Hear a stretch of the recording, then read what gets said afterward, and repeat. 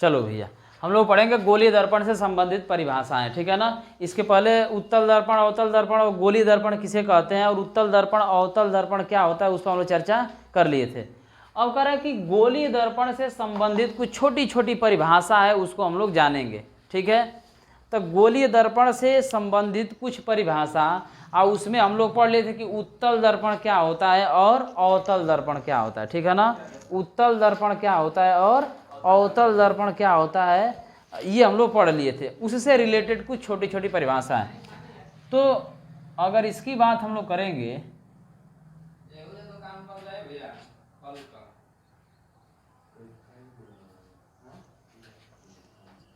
ठीक है, अगर इसको हम देखेंगे तो ये कौन सा दर्पण है, कल बताए थे कौन सा दर्पण है, बाबू कोई बताएगा, बताओ कौन सा दर्पण है, नहीं पता। अब ये अवतल दर्पण है। कौन सा दर्पण है, अवतल दर्पण, क्योंकि अंदर वाला भाग छोड़ दिए है ना, और जिस भाग को छोड़ेंगे तो अंदर वाला भाग क्या होता है अवतल, और बाहर वाला भाग क्या होता है उत्तल। तो अंदर वाला भाग तो हम छोड़े हैं, तो जो भाग छोड़े हैं वही दर्पण होगा ना। तो अंदर वाला भाग छोड़िए तो अंदर वाले भाग को क्या बोलते हैं, अंदर वाले भाग को अवतल क्या बोलते हैं। तो सबसे देखो जो पहली परिभाषा होती है वो होता है दर्पण का ध्रुव। क्या होता है, दर्पण का ध्रुव, दर्पण का ध्रुव। दर्पण का ध्रुव किसे कहते हैं, ठीक है ना।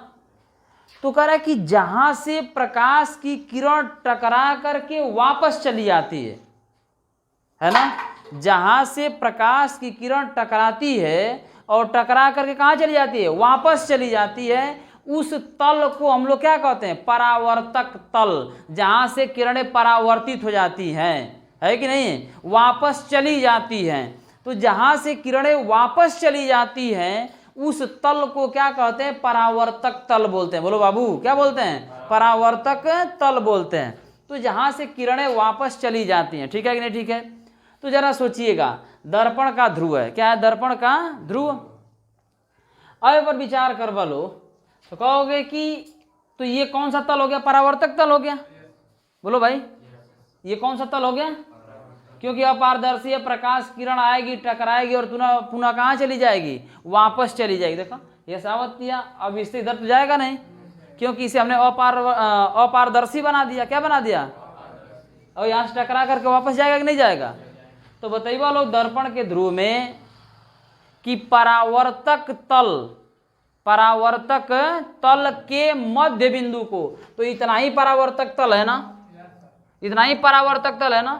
तो परावर्तक तल के मध्य बिंदु को, और मध्य बिंदु यही है ना, तो इसका मध्य बीच में एकदम सेंटर, तो परावर्तक तल के मध्य बिंदु को दर्पण का ध्रुव कहते हैं। क्या कहते हैं, तो ये हो गया बच्चों दर्पण का ध्रुव। इसको किससे प्रदर्शित किया जाता है, पी से प्रदर्शित किया जाता है। किससे दर्शाया जाता है, पी से दर्शाया जाता है। तो कोई पूछेगा दर्पण का ध्रुव, तो बताइए बोलो कि परावर्तक तल का मध्य बिंदु, परावर्तक तल का मध्य बिंदु दर्पण का क्या कहलाता है, ध्रुव कहलाता है। किसी कोई दिक्कत, इतनी बात समझ गए लो।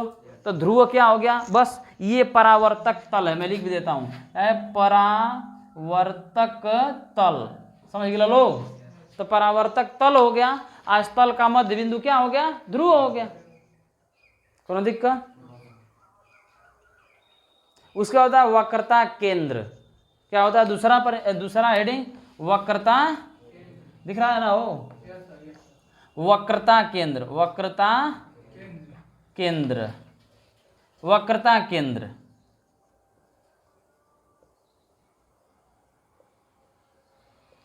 अच्छा ये बताओ कोई भी गोला या वृत्त बनेगा, अगर कोई वृत्त हम लोग बना रहे हैं या गोला बना रहे हैं तो क्या बिना केंद्र के बन सकता है, केंद्र तो होगा कि नहीं होगा। आई वक्रता केंद्र हो गया ना, क्या हो गया। अगर इस परावर्तक तल को हम ऐसे अगर घुमा दें तो ये गोला बन जाएगा कि नहीं बन जाएगा, बोलो भाई। आई किसका काटा गया भाग है, गोलीय दर्पण का ना, किसका, तो गोलीय दर्पण का ही काटा गया भाग है। तो बताइए लोग कि गोलीय दर्पण के केंद्र को, और केंद्र कहाँ होता है, बीच में होता है ना, तो ये बीच में हो गया। बोलो भाई बीच में हो गया कि नहीं हो गया?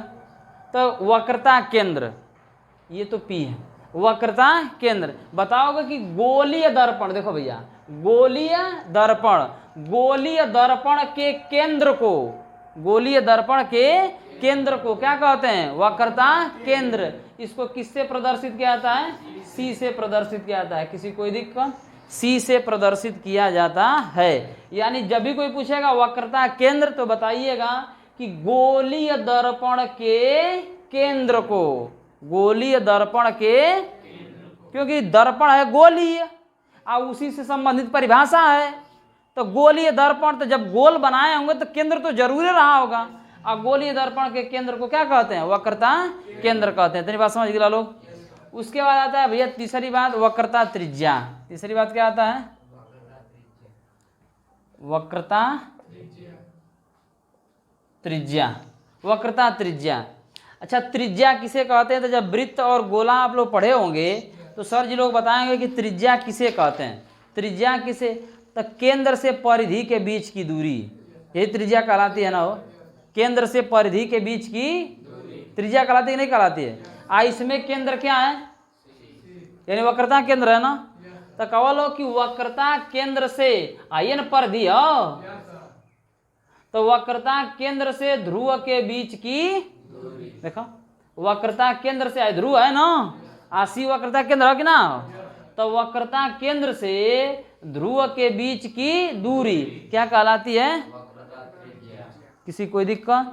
और वक्रता त्रिज्या को कैपिटल R से प्रदर्शित किया जाता है। किससे प्रदर्शित किया जाता है?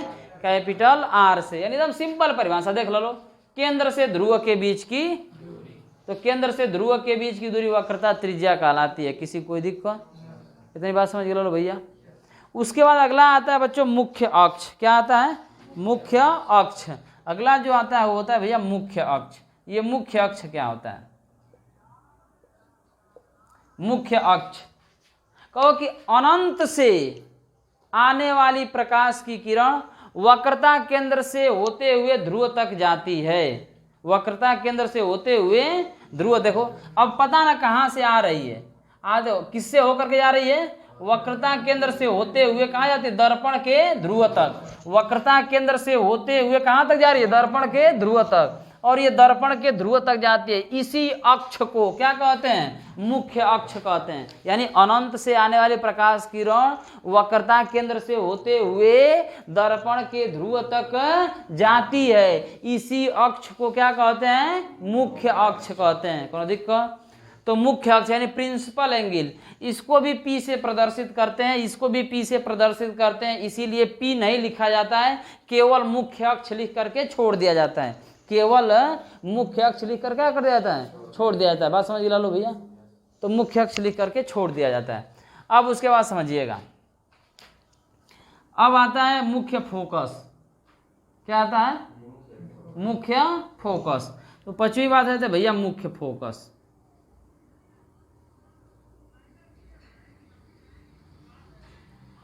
मुख्य फोकस, किसी कोई दिक्कत? अब मुख्य फोकस की बात करते हैं। देखो मुख्य फोकस कह रहा है कि मुख्य अक्ष के समांतर आने वाली प्रकाश की किरण, है ना, मुख्य अक्ष के समांतर आने वाली प्रकाश की किरण।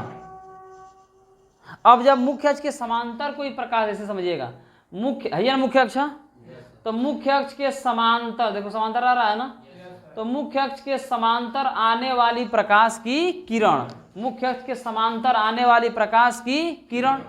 अब ये तो कैसा है? अपारदर्शी है। अपारदर्शी, यहां से टकरा करके वापस जाएगा कि नहीं जाएगा? बोलो भाई। तो कह रहा है कि जब कोई प्रकाश की किरण या मुख्य अक्ष के समांतर आने वाली प्रकाश की किरण, मुख्य अक्ष के समांतर आने वाली प्रकाश की परावर्तक तल है ना, तो परावर्तन के पश्चात, परावर्तन के मुख्य अक्ष को, है मुख्य अक्ष ना, मुख्य अक्ष को जिस बिंदु पर काटती है या जिस बिंदु पर क्या करती है? प्रतिच्छेद करती है। ठीक है, तो मुख्य फोकस देखो समझिएगा, मुख्य अक्ष के समांतर आने वाली प्रकाश की किरण परावर्तन के पश्चात मुख्य अक्ष को, परावर्तन के पश्चात मुख्य अक्ष को जिस बिंदु पर क्या करती है, प्रतिच्छेद करती है या काटती है, उसी को हम लोग क्या कहते हैं बच्चों, मुख्य फोकस कहते हैं। उसी बिंदु को क्या कहा जाता है, मुख्य फोकस। इधर है कि मुख्य अक्ष के समांतर आने वाली प्रकाश की किरण, है ना, मुख्य अक्ष के समांतर, अक्ष के समांतर आने वाली प्रकाश की किरण, आने वाली प्रकाश की किरण, प्रकाश की किरण मुख्य अक्ष को जिस बिंदु पर काटती है उसी बिंदु को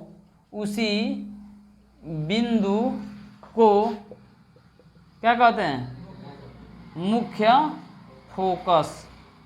फोकस कहते हैं। इसको किससे प्रदर्शित किया जाता है, कैपिटल एफ से। किससे प्रदर्शित किया जाता है, कैपिटल एफ से इसको प्रदर्शित किया जाता है। यानी मुख्य अक्ष के समांतर आने वाली प्रकाश की किरण परावर्तन के पश्चात मुख्य अक्ष को जिस बिंदु पर काटती है या प्रतिच्छेद करती है, उसी बिंदु को क्या कहते हैं, मुख्य फोकस कहते हैं। इतना बात समझ लो भैया, तो मुख्य फोकस हो गया।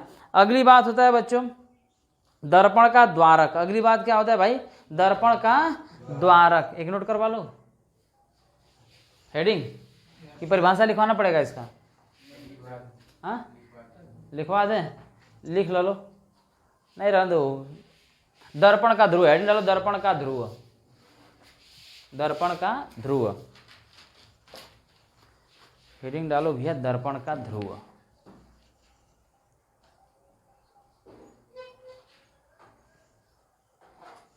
लिख लो। परावर्तक तल के मध्य बिंदु को, परावर्तक तल के मध्य बिंदु को दर्पण का ध्रुव कहते हैं। इसको P से प्रदर्शित किया जाता है, इसको P से प्रदर्शित किया जाता है, इसको P से प्रदर्शित किया जाता है। हो गए, इसको P से प्रदर्शित किया जाता है। बंद कर, रोक दबाओ, स्टॉप कर दो।